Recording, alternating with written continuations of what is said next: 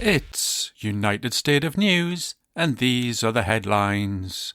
Trump gives Iran final chance, and this time he double means it. UK goes green, building its first modular nuclear reactor, says glowing engineer with misshapen sperm. The Dems take the high road because their sex pest resigned first. Good evening, it's the 16th of April 2026, and this is a spoof news show that takes a satirical bite out of the far right. I'm Johnson Hood, and later we discuss JD Vance circling the drain, and how looks-maxing is the new moron.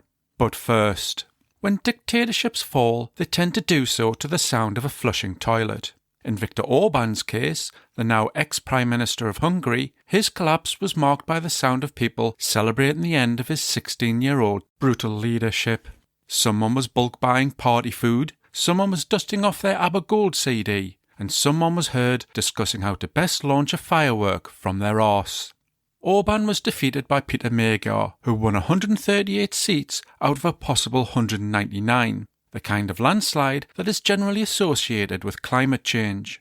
Of the Hungarian voters, Magyar stated they had found the answer and followed through. An unfortunate turn of phrase, which nevertheless captures the idea Orban had been shat on. His defeat was important because he was inspiring wannabe dictators who were following his 16-year-old model of how to turn a democracy into an authoritarian herpes virus. And if there's anything we know about Trump, it's how much he likes 16-year-old models. Orban rewrote election laws to favour his party, just like Trump, who was attempting to pass the SAVE Act. Orban put loyalists in charge of 80% of Hungary's media, just like Trump, with the weak-chinned FCC chair Brendan Carr and the head of the failing CBS News, Barry Weiss. Orban stacked the courts against his enemies, just like Trump, with the Supreme Court and a Department of Justice who abandoned their impartiality to act as his own personal vengeful ghost. And there's another similarity. Orban, a man who looks like a bulldog who swallowed another bulldog, played the tough guy role, redirecting his voters' hatred toward made-up enemies like George Soros, liberal universities, and immigrants. Sound familiar? It's a tactic Trump has taken full advantage of, because he could find an enemy in an empty packet of Doritos. Thank goodness Trump isn't capable of original thought. It makes his authoritarian strategies as plain as the rash on his neck. But it also suggests something else. Despite all this, despite the hatred and the orange finger pointing, a dictator's power is finite, and if Orban can be toppled, so can Trump. And now we go live to our roving reporter Billy Beans, who thought the head of the Catholic Church was known as the Poop. What have you got for us, Billy? JD Vance has been on the kind of losing streak that would prompt a gambler's family to leave him. He flew to Hungary to shore up support for his Putin-loving chum Viktor Orban. It didn't work out.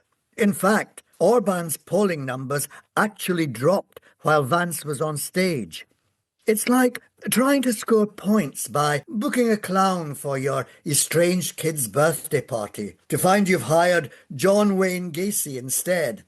And now there's a dead body in your crawl space that looks suspiciously like your political career. Undeterred, Vance travelled to Islamabad to negotiate the terms of the Iranian peace plan. It didn't work. After 21 grueling hours of Vance's company, the Iranians could only agree on one thing.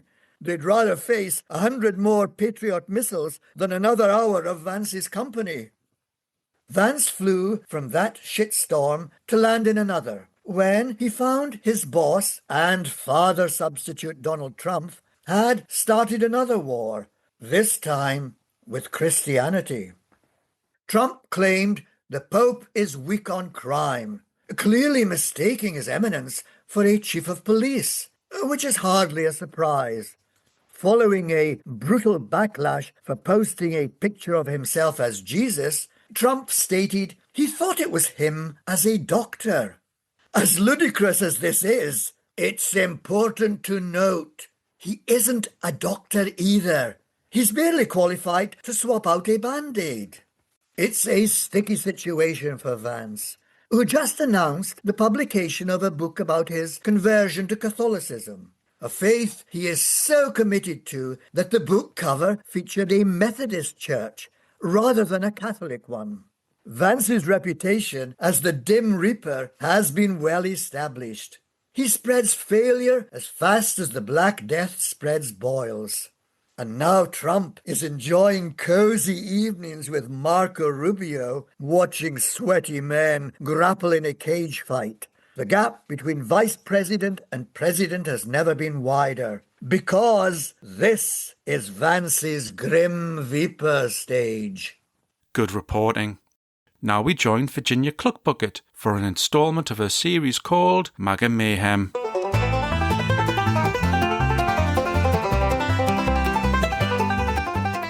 The online far-right is an odd world, made odder by the presence of influencer Clavicular, who recently overdosed on a live stream. He survived, and it is not known what he took. But 20-year-old Clavicular, aka Braden Eric Peters, aka Waterfucking Pinhead, regularly advocates the use of drugs to his 1.5 million followers, of mainly young men. Because Peters is a looks maxer, someone whose entire identity revolves around being attractive and getting more attractive.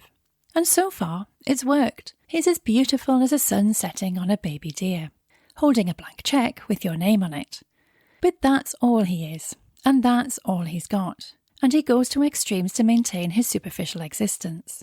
This includes bone smashing, where an idiot hits oneself in the face to improve their cheek structure, and taking crystal meth to stay thin, where an idiot... Actually, that one's self-explanatory.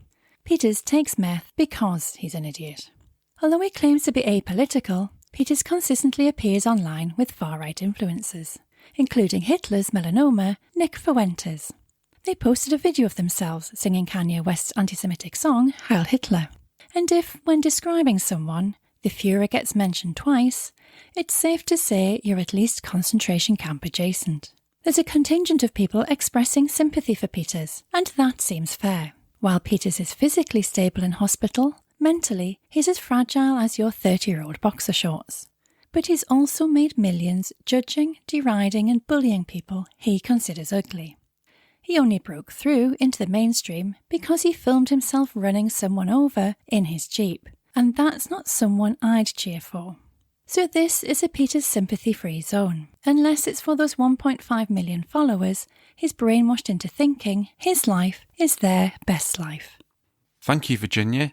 And this is just a little note to say we're taking a mental health break from all this madness for a couple of weeks. Be sure to follow the podcast so you don't miss our return, assuming the planet hasn't been destroyed by then.